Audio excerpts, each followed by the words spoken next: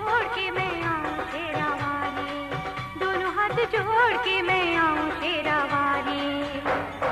शेरा वाली, मेहरा वाली, जोता वाली, लाटा वाली, शेरा वाली, मेहरा वाली, जोता वाली, लाटा वाली। ओ मांगो और क्या मैं किसके अलावा, मांगो और क्या मैं इसके अलावा, छोड़ के न चले तेरा जाऊं शेरा वाली, छोड़ के न चले तेरा जाऊं शेरा वाली।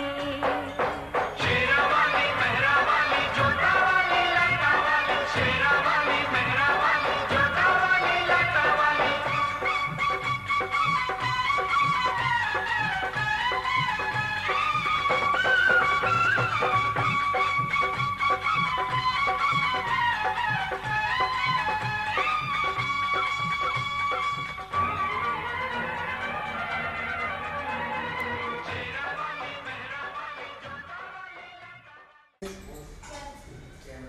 शिवरात्रि कितने तारीख की थी? 11 तारीख की शिवरात्रि थी। और शिवरात्रि हम लोग इसलिए मनाते हैं, 2 शिवरात्रि होती है, एक महाशिवरात्रि होती है और एक शिवरात्रि होती है। तो जो शिवरात्रि है श्रावण के महीने में होता है अथवा पड़ता है, उसमें भगवान शंकर भगवती पार्वती का विवाह हुआ था, इसीलिए उसमें कोई व्रत रखते नहीं है। उसमें जैसे भाई शादी होती है, कुछ होती है, हम खुशी मनाते हैं, खाते पीते हैं ना, इसी प्रकार से उसमें हम लोग व्रत नहीं रखते हैं। एक होती है महाशिवरात्रि। तो महाशिवरात्रि हम लोग इसलिए मनाते हैं कि एक समय की बात है और ब्रह्मा विष्णु, तो भगवान विष्णु जो थे जल के ऊपर लेटे हुए थे, तो भगवान विष्णु के नाभि से कमल की पुष्प की उत्पत्ति हुई, ऊपर चला गया, तो वहाँ एक जो कमल का पुष्प प्रकट हुआ है, तो वहाँ पे ब्रह्मा जी प्रकट हुए। तो ब्रह्मा जी प्रकट हुए तो ब्रह्मा जी ने सोचा कि भाई हम कहाँ से पैदा हुए हैं, हमारा पिताजी कौन है, हमारी माँ कौन है।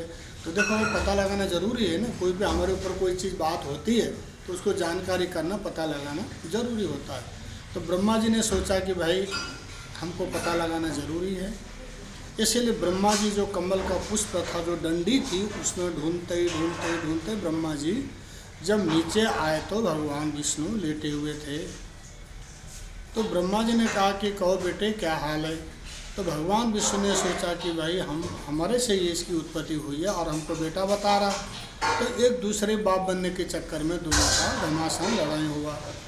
तो जब ब्रह्मा और विष्णु लड़ने लगे तो संसार का क्या होगा। तो ये वापस फिर जो है भगवान शिव जी, क्योंकि शिव शब्द होता है निराकार, शंकर जी साकार, महेश साकार, और भगवान शिव शब्द है निराकार है। निराकार का अर्थ होता है कि जिसका कोई आकार नहीं है। जैसे हम बोल रहा हूँ, हमारी आवाज़ जा रही है, इसके बीच में किसी प्रकार का कोई भी आकार नहीं है, इसको कहा जाता है निराकार।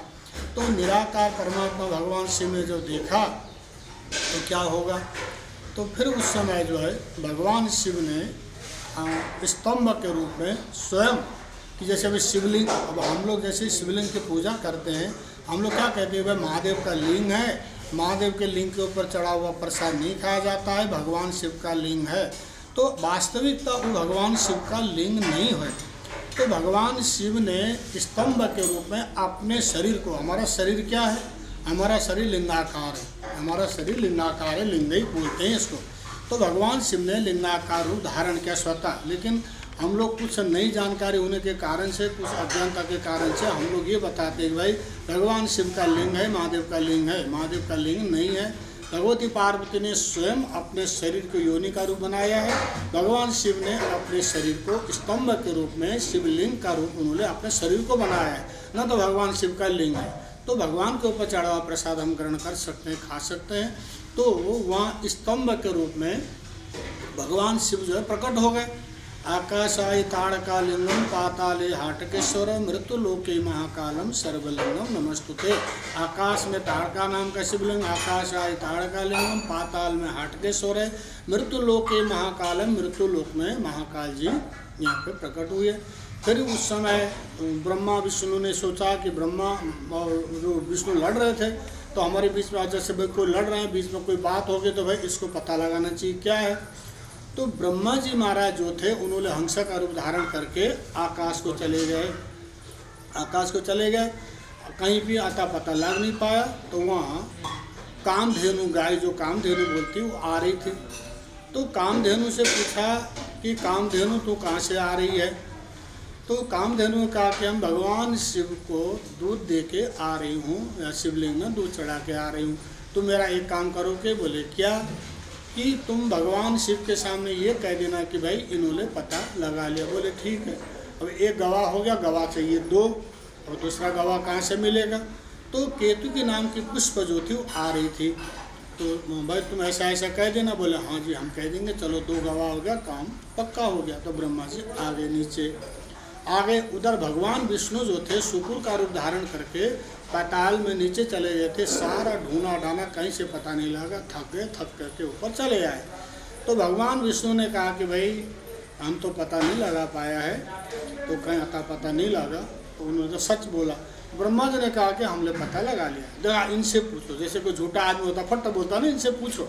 क्या बोले? इनसे पूछो। हाँ भाई बोलो। हाँ जी बोले ब्रह्मा जी ने पता लगाया। केतु के नाम की पुष्प उससे पूछा। हाँ बोले पता लगाया। तो उस समय भैरव जी को गुस्सा आ गया। भैरव जी को गुस्सा आ गया तो भैरव जी ने उस समय गुस्से में आकर के ब्रह्मा जी का एक सर जो है उड़ा दिया। फिर बाद में हाथ पैर जोड़ने लगे, तो फिर वहाँ रुक गए। तो फिर उनके पीछे, क्योंकि भैरव जी ने ब्रह्मा हत्या, क्योंकि किसी का हत्या करेंगे तो हत्या लगेगा, तो ब्रह्मा हत्या पीछे लगा। तो सारे पृथ्वी में घूमते रहे, सारे चारों तरफ घूमते ही रहे हैं। कहीं भी उनको ठिकाना नहीं मिला, कहीं पे राहत नहीं मिला है। जब ये काशी नगरी में जब पहुँचते तो वहाँ ब्रह्मा हत्या प्रवेश नहीं कर पाया। काशी नगरी आज भी ऐसा है कि वहाँ कोई ब्रह्मा हत्या प्रवेश नहीं कर पाया। तो हम लोग आज भी काशी जाते हैं, काशी विश्वनाथ का दर्शन करते हैं। दर्शन करने के बाद काल भैरव का दर्शन करना जरूरी है। अगर पहले ही काल भैरव का दर्शन करते हैं तो उसका फल विपरीत हो जाएगा। जैसे हम लोग वैष्णो देवी जाते हैं तो वैष्णो देवी दर्शन करके फिर काल भैरव का हम दर्शन करते हैं, ऐसे वहाँ काशी में है। फिर ब्रह्मा जी को कहा कि भाई तुम झूठ बोले हो, तुमको शराब दिया जाता, तुम्हारे कहीं भी विश्व में पूजन नहीं होगी, जाओ तुम्हारा कहीं पूजा नहीं होगा। बोले फिर ब्रह्मा जी रोना गाना लगे, भाई क्या होगा? अगर होगा तुम्हारी पूजा होगा तो ब्रह्मा विष्णु महेश तीनों एक साथ होंगे, लेकिन तुम्हारे सिंगल कहीं भी मंदिर नहीं होगा। फिर और भी मतलब माफ़ी मांगने लगे, रोना गाना लगे। फिर भगवान ने कहा कि शिव ने कहा कि चलो भाई ठीक है, तुम्हारा एक मंदिर पुष्कर राज में, पुष्कर क्षेत्र में तुम्हारा एक मंदिर रहेगा ब्रह्मा जी का। इससे अलावा कहीं भी तुम्हारा मंदिर नहीं रहेगा। इसलिए ब्रह्मा जी का मंदिर कहीं भी गांव में आपको मिलेगा नहीं, सिर्फ पुष्कर में ब्रह्मा जी का मंदिर है। चलो ये जो ब्रह्मा जी को तो मतलब ब्रह्मात्या से मुक्त हो गए, उनको एक मंदिर उनको मिला। आगे कामधेनु गाय जो झूठ बोली थी उसका नंबर आया। उनको कहा कि जा तो कलयुग में विष्ठा खाएगी, तुम्हारी सर की पूजा कभी नहीं होगी। तो गाय, कोई भी गाय दान करते हैं तो गाय दान करने वाले लोग को पूछ, गाय की पूछ को पूजन करके ब्राह्मण के हाथ में गाय का पूछ रख देते हैं। सर की पूजा नहीं करते हैं क्योंकि सर अपवित्र माना गया विष्ठा, इसलिए गाय विष्ठा खाती है। और ये उनको शराब मिला, केतु के नाम के पुष्प थे उसको शराब मिला। आज के बाद भगवान शंकर से तुम वंचित की जाती है, भगवान शिव को कभी नहीं चढ़ेगी।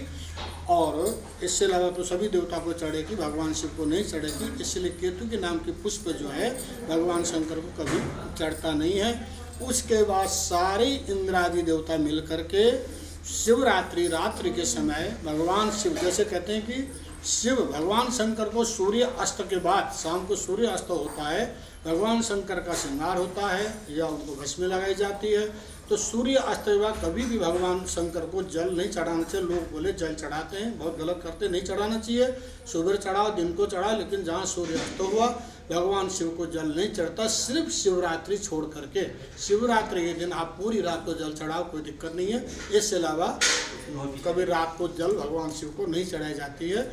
सूर्य अस्त के बाद, सूर्य अस्त के बाद कभी फूल नहीं तोड़ना चाहिए, कभी जल नहीं चढ़ाना चाहिए, तो उस समय दोष लगता है। तो इसीलिए हम लोग ये शिवरात्रि मनाते हैं। ऐसे ही शिवरात्रि के उपलक्ष्य में अभी हरिद्वार के अंदर बहुत बड़ा कुंभ मेला चल रहा है, कुंभ पर्व चल रहा है वहाँ। ये 12 साल में आता है। तो अभी हम तो शिवरात्रि वैसे हम नहीं नहा पाया, हम तो यहाँ आ गए थे। तो कुंभ स्नान चल रहा है, कोई भी हरिद्वार जाए, कुंभ नहाने जाए तो कुंभ चालू हो गया। तो ये जब कुंभ पर्व के दिन है ना, आगे पीछे भी नहाएंगे तो फल की प्राप्ति होगी। पहले ऐसा था कि भाई सरकार ने मतलब डरा रखा था, एक आधा कि कोरोना जांच होगा, 72 घंटा का जो बोले रिपोर्ट चाहिए, ये चाहिए, नाक में पैप डालेंगे, हर आदमी को डर तो होता ही है। तो पब्लिक नहीं गए। तो उत्तराखंड में जो मुख्यमंत्री था त्रिवेंद्र रावत जो था, उसने सबको डरा दिया था। अभी मोदी जी ने जो है मुख्यमंत्री बदल दिया। तो मुख्यमंत्री आते ही मुख्यमंत्री ने घोषणा कर दिया, पेपर में आ भी गया है, कह रहे भाई कोई कोरोना वोरोना का जांच कुछ नहीं होगा। बड़े श्रद्धा के साथ, भाव के साथ आओ हरिद्वार, गंगा मैया में नहाओ, अपने पतित पावनी गंगा जो पाप को नाश करती है, आकर के नहाओ। कोई कोरोना रिपोर्ट, कोई कोरोना जांच बिल्कुल नहीं होगा। आओ, सावधानी से आओ, सावधानी से नहाओ, गंगा नहा कर जाओ, तो सब जनता खुश है। ये मुख्यमंत्री ने अच्छा काम नहीं किया वहाँ, इसलिए बदल दिया। तो ये जो आया है ये बहुत बढ़िया मुख्यमंत्री, अच्छा आया है। तो हरिद्वार कुंभ में कुंभ पर्व अभी चल रहा, तो आप लोग कभी भी हरिद्वार में जा करके कुंभ गंगा नहा सकते हैं। और ये शाही स्नान है, अभी ये शिवरात्रि का हो गया, एक होगा नवरात्रि को, कितने 12 तारीख को, 12 तारीख का होगा दूसरा, 14 तारीख का तीसरा होगा। और एक छोटा से कुंभ पर्व का स्नान होगा। हमारे जो बैरागी संप्रदाय महात्मा संत हैं तो ये नहाते हैं, तो थोड़ा बहुत हम लोग भी नहा लेंगे। तो हनुमान जयंती लास्ट, तो ये जब तक चलेगा, अभी 1 महीना है पूरा, तो ये है। तो अभी सभी भारत की जनता को, सबको हमारा शुभ आशीर्वाद, भगवान की तरफ से शुभ आशीर्वाद प्राप्त हो, सद्बुद्धि, सद्भावना, सद्भक्ति बनी रहे, ये हम भगवान से प्रार्थना करते हैं। हर हर महादेव।